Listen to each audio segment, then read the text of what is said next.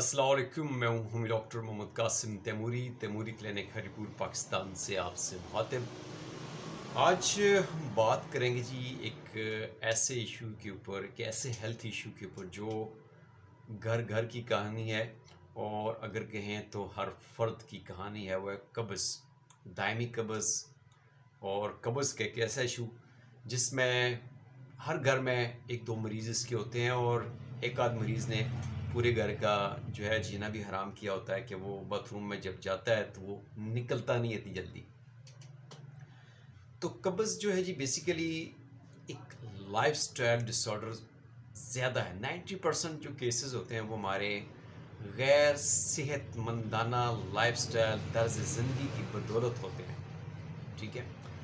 और बाकी जो 10% इसकी जो काजेज़ आती हैं वो सीवियर क्रॉनिक हेल्थ इश्यूज़ होते हैं, जिसमें आप कह सकते हैं कि उसमें आईबीएस आता है, उसमें कोलोन के अंदर कोई ट्यूमर, खुदा न खास्ता कोई कैंसर, इस तरह कोलोन की जो क्रॉनिक हेल्थ इश्यूज़ हैं वो उसमें आते हैं। लेकिन 90% जो केसेस हैं वो हमारे नामुनासिब तर्ज ज़िंदगी की वजह से हैं।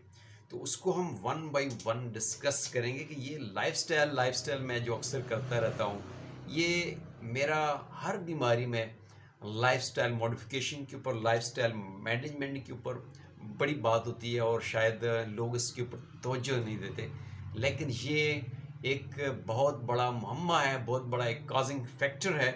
और इसी की बदौलत इस वक्त जो है अगर आप देखें तो लाइफस्टाइल कोचिंग भी जो है बड़ी एक प्रोफेशन के तौर पे जो है वो भी आ रही है। Lifestyle coach already professionally practice करते हैं जो कि आपको लाइफस्टाइल मैनेजमेंट सिखाते हैं, लाइफस्टाइल कोचिंग करते हैं।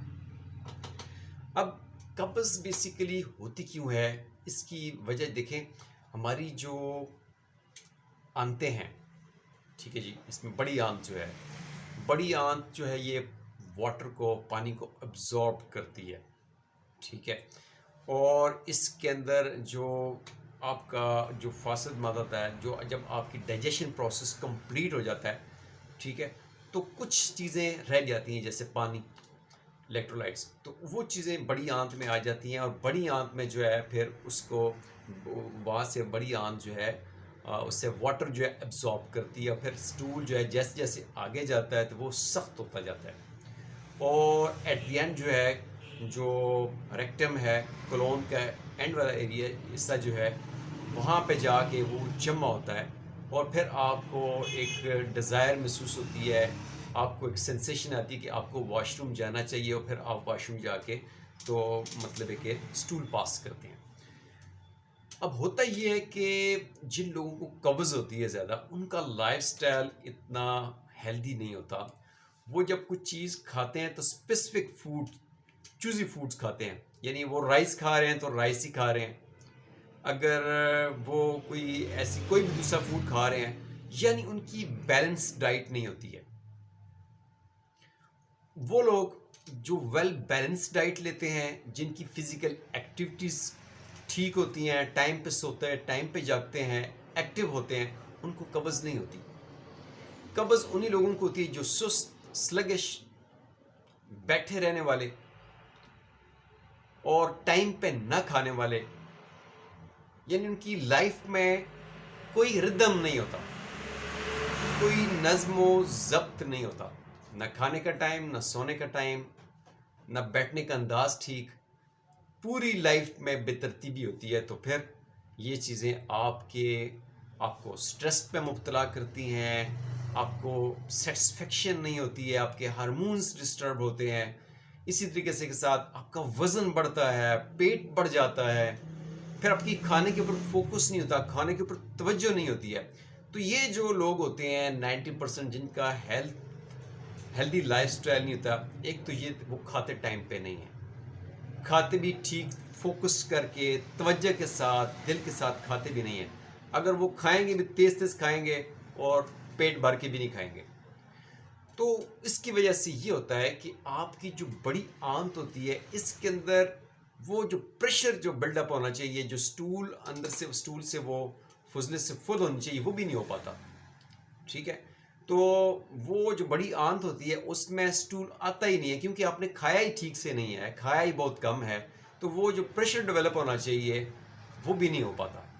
تو اس کے لیے میں ایک ٹپ لوگوں کو دیا کرتا ہوں کہ آپ کو پتہ ہے کہ اگر آپ کو بڑے پیشاب کی حاجت صبح 8 بجے ہوتی ہے تو آپ کو چاہیے کہ آپ صبح کا ناشتہ جو ہے بڑا اسٹرانگ کریں, اچھا ناشتہ کریں, تاکہ وہ معدے سے جب آگے جائے تو وہ پریشر ڈیولپ کرے اور آپ کا پخانے کا جو ٹائم ہوتا ہے اس وقت آپ کو پخانا ٹھیک ٹھاک بغیر کسی تگدو کے آپ کو پخانا آ جائے. اب ان 90% لوگوں میں سے ایسے لوگ بھی ہیں, لڑکے لڑکی بھی ہیں, جو صبح کا ناشتہ کرتے ہی نہیں. صبح کا ناشتہ نہ کرنا اپنے ساتھ دشمنی کرنے کے برابر ہے. پھر ایسے لوگ بھی ہیں جو اسپیسیفک فوڈز کھاتے ہیں, سبزیاں کھائیں گے تو گوشت نہیں کھائیں گے, گوشت کھائیں گے تو سبزیاں نہیں کھائیں گے, چاول کھائیں گے تو روٹی نہیں کھائیں گے, روٹی کھائیں گے تو چاول نہیں کھائیں گے. یعنی ان کا لائف سٹائل بیلنس نہیں ہے, بیلنس ڈائٹ نہیں ہے, پروٹین نہیں لیتے ہیں, فائبر نہیں لیتے ہیں. ایک اسپیسیفک آلو کھا رہے ہیں تو آلو کھا رہے ہیں, چاول کھا رہے ہیں تو چاول ہی کھا رہے ہیں. ٹھیک ہے, ان کی جو بیلنس ڈائٹ ہے ان کو نہیں ملتی, جس کی وجہ سے ان کو کانسٹیپیشن ہوتی ہے.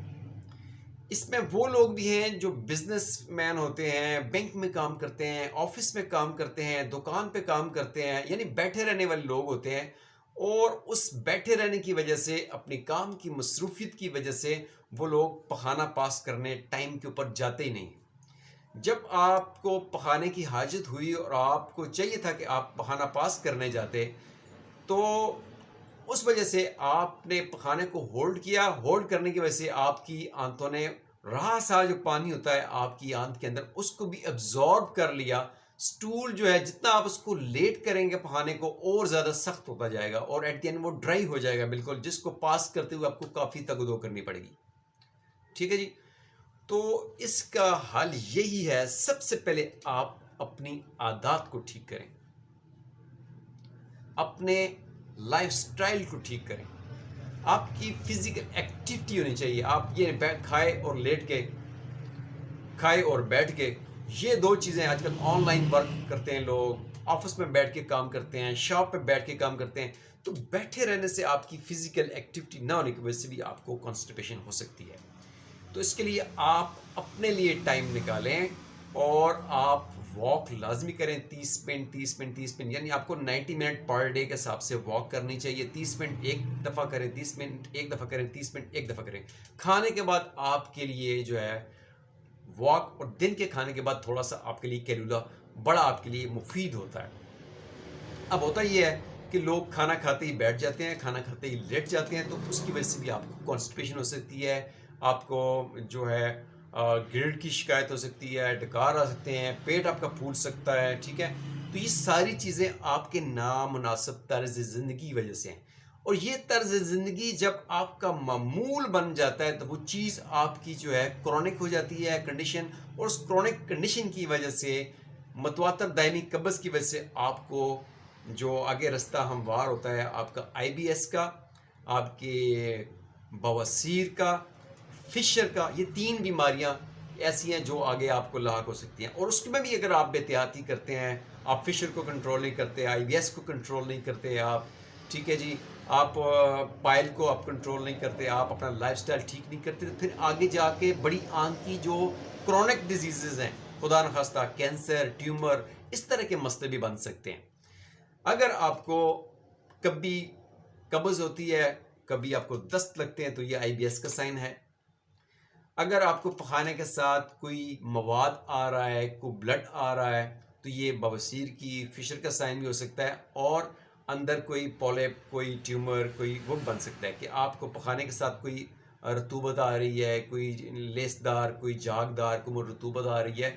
تو ایسی کنڈیشن میں آپ کو اپنے ڈاکٹر کے پاس جا کے کنسلٹ کرنا چاہیے کہ آیا جو ہے یہ جو کنڈیشنز بن رہی ہیں اس کی پراپر ٹائملی ڈائگنوزز ہوں, انڈوسکوپی ہو, کولونوسکوپی ہو, جو ہے اگر یہ چیزیں آپ کو کسی بھی چیز سے آرام نہیں آ رہا, آپ نے ٹریٹمنٹ کر لی, دوائیاں کھا لی, سب کچھ کر لیا, انڈوسکوپی بھی آپ نے کر لی, انڈوسکوپی سے بھی چیز ڈائگنوز نہیں ہو رہی ہے, پھر اس کے بعد اس کی بایوپسی تک جاتی ہیں چیزیں. تو یہ ایک مائنر ایشو سے لے کے میجر اور کرونک ایشو تک اس کی جو ڈائگنوزز ہیں, اس کی کازز جو ہیں, اس کی سائن اور سمٹم الگ الگ ہے. جب ہمارے پاس مریض آتا ہے تو اس کے سائن, سمٹم, کیفیت, احساسات, جذبات, یہ ساری جو اس کا لائف سٹائل ہسٹری، اس کی فیملی ہسٹری، ہمارے لیے یہ طے کرنا آسان ہو جاتا ہے کہ اس کو یہ کیا پاسبل کاز ہو سکتی ہے۔